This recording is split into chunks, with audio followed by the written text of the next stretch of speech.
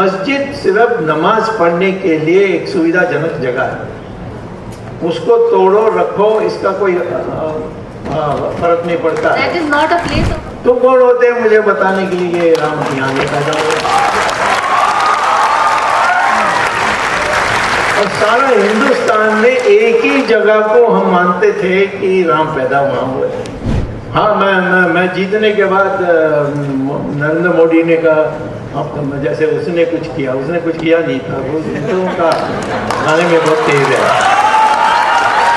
3 ही जगह ऐसे हैं हिंदुस्तान में जिसको मुसलमान पसंद करें ना करें, हमारे जो सेक्युलर वाले हैं वो पसंद करें ना करें, मैं कहता हूँ हम कोर्ट में हैं।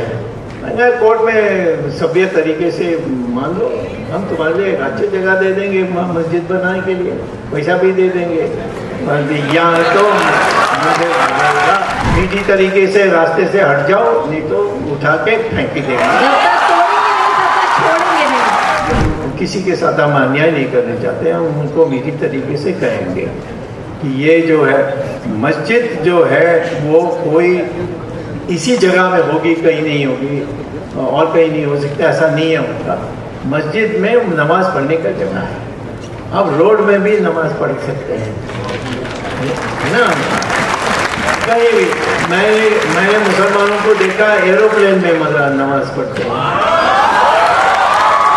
बिहार में पहले जब ICS था तो सारे ICS तो बिहार से आते थे, झा और हाँ ये सारे।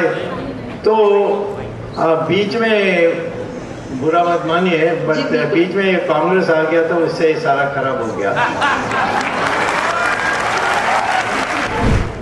और मैं राम मंदिर का किसी तरीके से बनना चाहिए, ये आपको मुझे मदद करनी चाहिए, आप इसको लीजिए।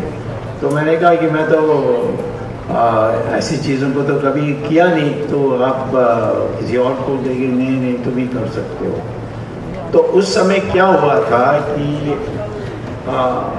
इलाहाबाद के हाई कोर्ट में मुसलमान एक तरफ, हिंदू एक तरफ, और हिंदुओं ने कहा कि ये सारा जो है ये रामलला का था, और फिर मुसलमान आकर के इसको तोड़ करके उन्होंने मस्जिद बना दी। और मुसलमानों ने कोर्ट को कहा कि हमने वो बहुत पुराना कोई मंदिर था, कोई उसका उपयोग नहीं कर रहे थे, उसको हमने तोड़ करके हमने मस्जिद बनाई, और वो मस्जिद अभी तोड़ी गई है, माने जो 1992 में तोड़ा गया था। तो इसको दोबारा बनानी चाहिए, हम जिद करते हैं इसको बनाने के लिए। अब बहस हुई तो इलाहाबाद हाई कोर्ट में इस दोनों पक्ष को सुनकर उन्होंने फैसला दिया कि 1/4 जो ज़मीन है वो मुसलमान को दिया जाएगा मस्जिद बनाने के लिए, और 3/4 हिंदुओं को दे देंगे मंदिर बनाने के लिए। तो दोनों को पसंद नहीं, तो सुप्रीम कोर्ट गया।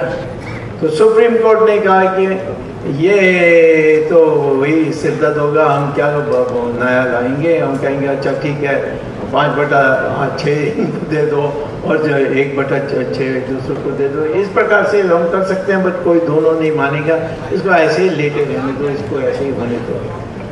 तब मैंने राम मंदिर के लिए, मुझे अशोक सिंघल ने आग्रह किया कि तुम कोई रास्ता ढूंढ करके करो। मैंने कहा मैं अंदर कैसे घुसूंगा, लोग कहेंगे तुम्हारा वहाँ इलाहाबाद में नहीं आए, यहाँ कैसे तुम आ गए।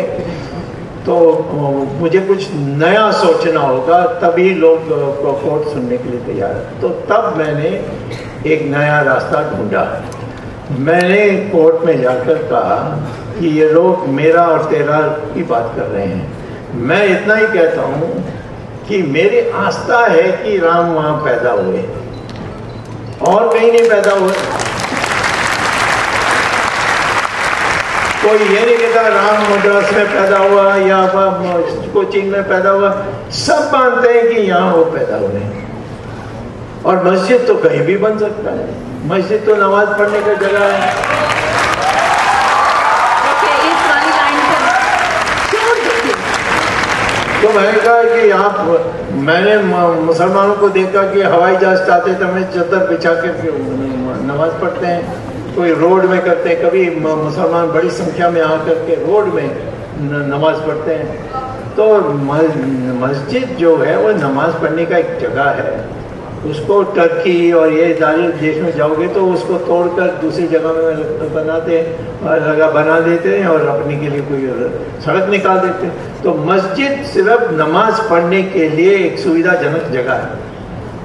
उसको तोड़ो रखो, इसका कोई फर्क नहीं पड़ता। That is not a place of worship. तो यही मैंने आर्ग्यू किया कि मेरा आस्था कहता है राम पैदा हुए वहां, तुम कौन होते हैं मुझे बताने के लिए ये राम यहाँ पैदा हुए? और सारा हिंदुस्तान में एक ही जगह को हम मानते थे कि राम पैदा वहां हुए। किसी और जगह में किसी ने नहीं कहा कि नहीं वहां भी है वहां भी है, ऐसा कभी किसी ने कहा नहीं। राम की जन्मभूमि वहीं अयोध्या में है और ये जगह है।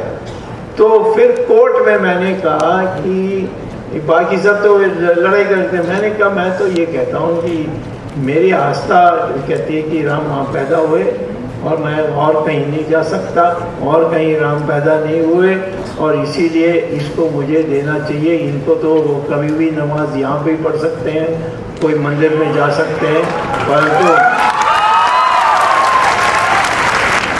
तो कोर्ट ने इसी को माना। हाँ, मैं जीतने के बाद नरेंद्र मोदी ने कहा अब जैसे उसने कुछ किया नहीं था, वो हिंदुओं का गाने में बहुत तेज है।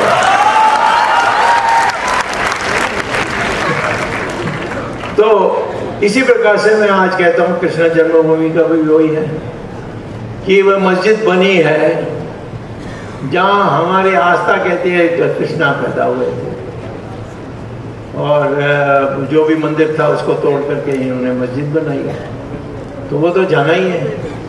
फिर काशी विश्वनाथ, शिव भगवान ने आकर ज्योतिर्लिंग रखी वहां, और 3 बार मुसलमानों ने उसको आकर तोड़ा था। और आखिर में तो जब ये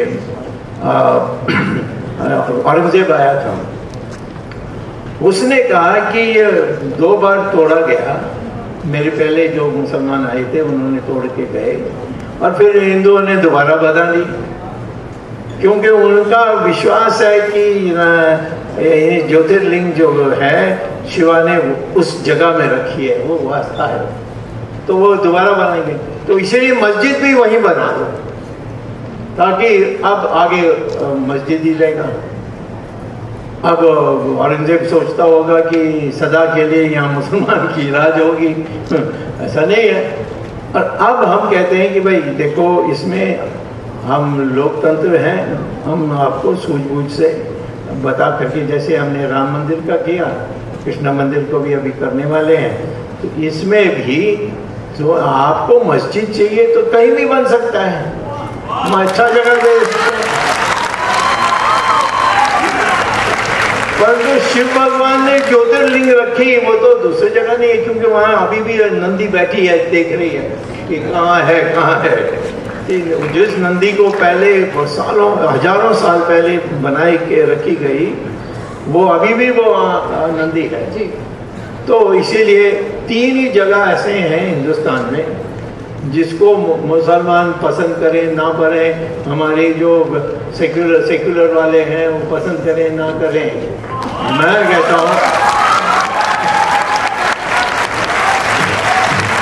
कहता हूँ ये 3 को आप कुछ भी करो, हम कोर्ट में हैं। मैंने कोर्ट में सभ्य तरीके से मान लो, हम तुम्हारे लिए एक अच्छी जगह दे देंगे मस्जिद बनाने के लिए, पैसा भी दे देंगे, यहाँ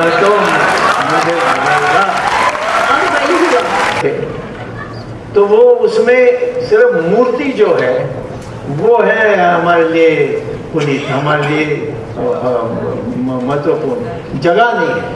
तो उन जगहों में मंदिर को मस्जिद को तोड़कर मंदिर बनाने की जरूरत नहीं है, हम दूसरी जगह में बना सकते हैं। परंतु जो मूर्ति है वो आज भी सुरक्षित है और उस मूर्ति को रखकर हम बनाएंगे दूसरी जगह में। तो 40,000 ऐसे हैं वो हम दूसरी जगह बना सकते हैं। बस ये 3 में एक हो गया, 2 बाकी है। 2 बाकी है। हाँ, मीठी तरीके से रास्ते से हट जाओ, नहीं तो उठा के फेंक ही देंगे। जब तक तोड़ेंगे नहीं, sir 2G spectrum case, national Herald जिसमें अभी भी समन गया है सोनिया गांधी राहुल गांधी को, ईवीएम वीवीपैट केस, अब ये सबकी पोल पट्टी आपके पास कैसे होती है? क्योंकि डिटेक्टिव कोई एजेंसी आपने ऐसी कोई खोल रखी है जो सबकी पोल पट्टी निकाल के सारी इन्फॉर्मेशन है, आप खुद ढूंढते रहते हैं? मैं तो और कुछ करता नहीं हूँ, बाकी लोग सिनेमा देखने के लिए जाते हैं, मैं नहीं जाता। बाकी कोई पार्टी में चले जाते हैं, मैं कोई अभी तक पार्टी में गया नहीं। कोई हमारी बुरी आदत है तो हम यहाँ आकर आपके बीच में बैठ करके मीटिंग करते हैं, तो उससे भी हमारे दिमाग बढ़ती है, क्योंकि मुझे तैयारी करनी होती है। तो मैं कहता हूँ कि बुद्धि जो है उसका कोई सीमा नहीं है, उसमें जितना कूड़ा कबाड़ा निकाल सकते हो उतना निकालो, उतना उसकी जगह में बना सकते हो। तो मनुष्य जो है वो बहुत, उसकी बुद्धि बहुत व्यापक है, उसको उस प्रकार से ट्रेन करने की आवश्यकता है। हमारे गुरुओं ने बनाई है क्या खाना चाहिए जिससे बुद्धि और भी सुदृढ़ हो जाए, ये सब हमारे ग्रंथों में है। और कोई भी अच्छा शास्त्री जो है वो आपको बता सकता है। हमारे 4 शंकराचार्य हैं, इन चारों में से किसी से आप 1 हफ्ता 2 हफ्ता वहाँ रह करके उनसे बात करके उनसे ज्ञान प्राप्त कर सकते हैं। हमारे देश में आज भी ऐसे बहुत व्यवस्था है। इतना ही है कि जो हम किसी के साथ हम अन्याय नहीं करना चाहते, हम उनको मीठी तरीके से कहेंगे कि ये जो है मस्जिद जो है वो कोई इसी जगह में होगी, कहीं नहीं होगी और कहीं नहीं हो सकता, ऐसा नहीं है उनका। मस्जिद में नमाज पढ़ने का जगह है, अब रोड में भी नमाज पढ़ सकते हैं, है ना? कहीं भी मैंने मुसलमानों को देखा एरोप्लेन में नमाज पढ़ते हैं। तो नमाज पढ़ने के लिए कोई भी जगह हो सकती है, पर तो आपके दिल में ठेस नहीं पहुंचाने चाहते हैं। अब वाराणसी है, मैं नहीं कहता हूँ कि मैं रोड लेकर जाके तोड़ो और कहो कि भाई दूसरे जगह में जाके नमाज पढ़ो। ये हमारा लोकतंत्र है, हमारे मीठी तरीके से बताएंगे, बात मानोगे तो ठीक है, नहीं मानोगे तो मैं करने वाला हूँ, तुम्हारे लिए मुश्किल ही होगा, ये मैं जरूर कहूँगा। ये 3 जो है उसमें 1 हो गया है, 2 बाकी है। ये दोनों होने के बाद सर आपकी बोली गई हर बात पत्थर की लकीर होती है, पत्थर की लकीर भी होती है और जो उसे सुनता है वो उसे फॉलो भी करता है। एक बहुत खास सवाल मेरा होगा सर कि लॉ करना क्यों जरूरी है? क्यों हम डॉक्टर इंजीनियर ना बने? क्यों हम कोई और स्ट्रीम की तरफ ना जाए? लॉ की पढ़ाई क्यों करें? नहीं, आप मेडिसिन भी पढ़ सकते हैं और लॉ भी पढ़ सकते हैं। मैं तो अर्थशास्त्री हूँ, दुनिया में जाने माने अर्थशास्त्री हूँ, और वो भी मैथमेटिक्स इकोनॉमिक्स जो सबसे कठिन वाली है, जिसमें मेरे जो शोध के जो पेपर्स छपे हैं वो तो दुनिया भर में सब जानते हैं। लेकिन लॉ भी पढ़ता हूँ, क्योंकि लॉ में कुछ है नहीं, सिर्फ 4-5 चीज़ों को याद रखनी है, और धीरे धीरे आप जितना आप उसको देखते रहेंगे, पढ़ते रहेंगे, वो जम जाएगा। तो लॉ के लिए कोई स्पेशल कोई आपको ट्रेनिंग चाहिए, ये आवश्यक नहीं है। हाँ, ट्रेनिंग कोई देने के लिए तैयार है तो आसान हो जाता है, परंतु आप खुद पढ़ सकते हैं, आप उसको पहले पेज से अंत तक पढ़ सकते हैं, उससे आप ये ग्रहण कर सकते हैं कि लॉ माने क्या। अब मैं अगर किसी की घर में चोरी होगी तो लॉ के लिए मैं कैसे उसमें आगे बढ़ूं, या किसी ने मेरी बेइज्जती कर दी, उनके ऊपर मनहानि केस डालने के लिए क्या करना है, वो सब बहुत स्पष्ट रूप से लिखा हुआ है। तो किसी को लॉ में जाकर कॉलेज में डिग्री लेने की आवश्यकता नहीं है, परंतु डिग्री आवश्यकता है यदि आप वकील बनने चाहते हैं, फिर तो आपको कोई सर्टिफिकेट लाना पड़ेगा। परंतु आप मैं मुझे सब समझते हैं, मैं वकील हूँ, मैं तो वकील नहीं हूँ, मेरे पास कोई लॉ डिग्री नहीं है, मेरे पास PhD है इकोनॉमिक्स में, और मैं जाता हूँ कोई पूछता ही नहीं है, क्योंकि मैं सब पढ़ के आता हूँ और मुझे वो अधिकार है। मैं व्यक्तिगत कुछ भी बहस कर सकता हूँ, मैं किसी और के लिए नहीं कर सकता हूँ जब तक परमिशन नहीं मिलती। बाकी लोगों ने जिन्होंने एग्ज़ाम पास किया है और उनको डिग्री मिली है, उनके लिए ये सरकार यानी ये जो जज है वो आपके लिए विशेष अनुमति दे, ये आवश्यक नहीं है, क्योंकि उन्होंने उनको डिग्री है। मैं डिग्री बिना आर्ग्यू कर सकता हूँ, क्योंकि मैं जाता हूँ तो सारे न्यायाधीश जानते हैं कि मैं कितने केसेस जीती हूँ, कितने। जब चाणक्य पैदा हो सकते हैं तो आप भी थोड़ा उनके लिए जो वो उन्होंने किया था वो आप सब कर सकते हैं। बिहार तो इतिहास इतना बड़ा है, और बिहार में मैंने देखा मिलिट्री में कितने अच्छे लोग हैं।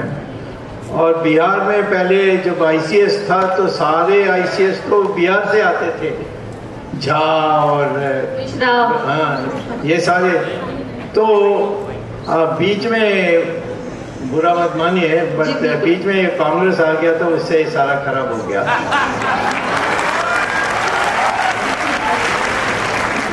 मैं कहता हूं कि बिहार निश्चित तौर पर, जो मैंने आज की बिहार देखी है आज, और जब JP की आंदोलन चली उससे देखी कितना फर्क आया है। तो एक रचनात्मक दृष्टि से आप बिहार को देखें और अपना पूरा जो शक्ति है उसको लगा कर और आगे ले जाइए। बिहार एक बार दुनिया के नंबर 1 थी और दोबारा नंबर 1 बनेगी हमारे देश की। कोई और सवाल पूछे?